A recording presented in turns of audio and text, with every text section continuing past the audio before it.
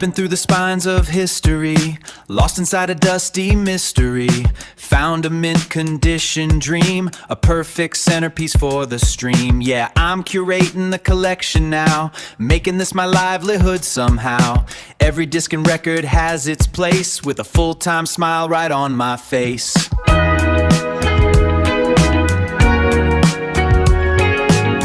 Hey, good morning guys, it's Michael, a Dixie Flipper. Today is August 5th, that's a Wednesday, what's that, Tuesday on there. So yesterday was actually a really good day for me. I thought I was going to have a bit of a slowdown, which in order count, that's true. I only had 6 orders, but one order came in really nice. So let's get into the numbers and we can kind of go through it. So yesterday, August 4th, run that. Okay, so like I said, I had only 6 orders. Is it 6? No, 5 orders. No, 6. Sorry. I believe it's. All right, guys. Sorry. Like I said, I'm a foster parent.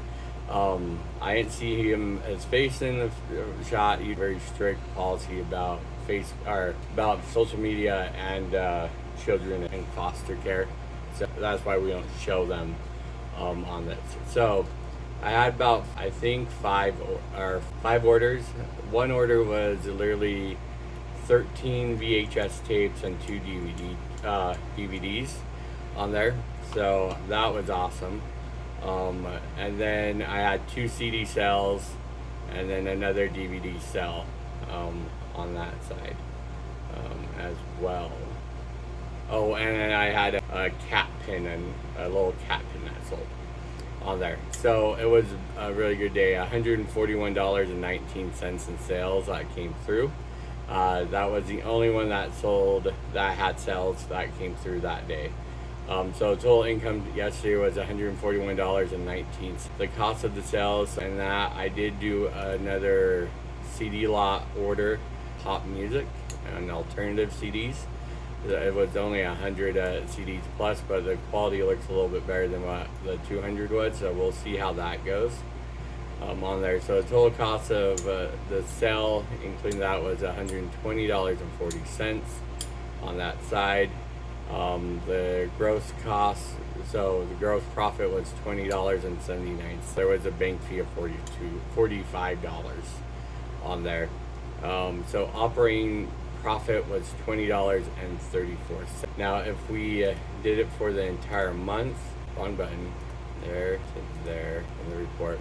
So total income so far for the month is $517.77. $507.99 came from the main store, and $9.78 came from the Dixie Post.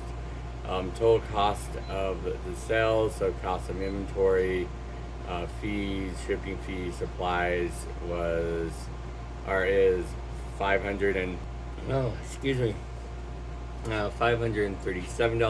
So my gross profit is negative $19.41. So we are definitely getting that up. Now I have my subscriptions fees in there, so we add that in. It's actually operating profit of negative $123.71. So we are chipping away at that right now, which is perfect. On my dashboard it shows that I'm only a negative 23 negative on it in profit. So we are moving up and getting that done on that side, which, I mean, it's only the 5th of the month.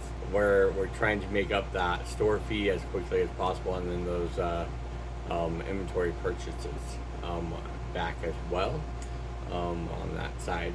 Today's plan, I just got a bunch of stuff that I listed. I was able to move out 10 tubs, as you see behind me. Moved everything up, as well as consolidated the stores, are another shelving unit, as well as another shelf that I can fill things up in. We're going to keep on working.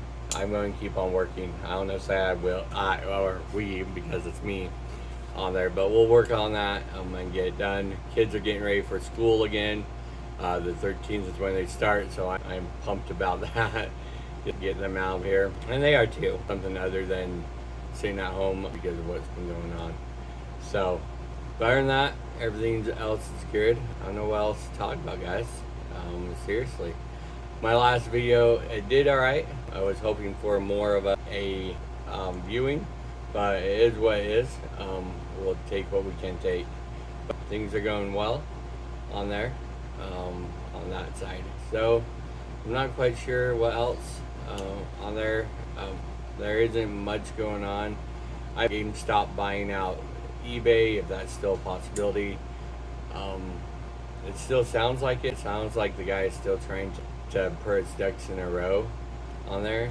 Here, let's look at something in Gemini. Let's see what is going on in the reseller world. Let's see what Gemini has to say about the matter. So there's a couple of things. Okay, let's see.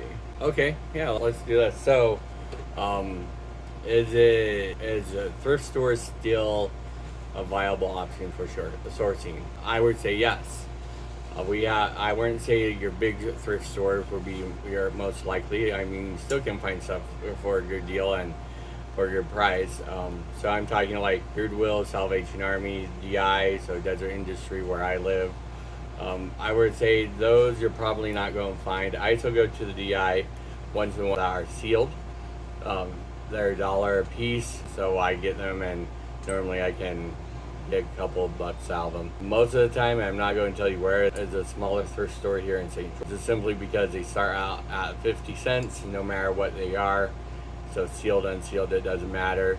And then they have it sell for 50 cents or for half off. So it drops it down to 25 cents a piece. I did the calculation. Those lots I'm buying are roughly about 25 to 30 cents a piece on if you piece them out. So I'm right there, on it. So those are always good.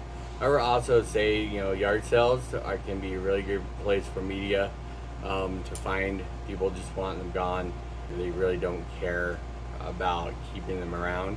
So normally you can get them pretty cheap or free, as well as I would always recommend talking with family and friends.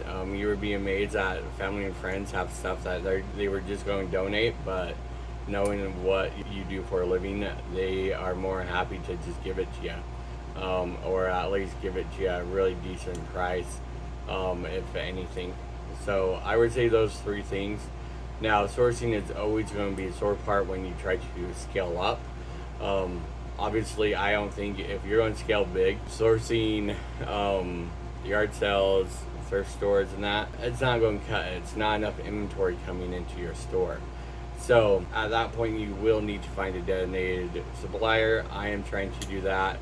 Inventory set so I can, but I do want to grow it bigger, so I'm always looking for the opportunity and growing the store that way. So those are the options. You have to figure out which one works best for you and which one is the bottleneck for you. If you don't want to grow it big, thrift stores and yard sales might be perfect for you. But if you do, your bottleneck is going to be that sourcing, so you got to figure out where to get it from. Less easier. He has a podcast every so often, and it amazes me how much of a deals they can get and get that much inventory to come through their store. So I would say he's probably a good one to listen to, getting ideas of how to do it, as well as anyone that runs a big operation. Listen to them. They're not going to tell you who they get their inventory is because they keep that close to their chest, which any business will. But they might give you some hints on what to look for and where to look for it. So that's my thoughts. Sourcing, bottlenecks, yes, it is. We all have them. Figure out what your bottlenecks are. Your business will then grow. I appreciate your time, guys. Like and subscribe if you like hearing what I have to say, and I'll talk to you tomorrow. Thanks for coming along.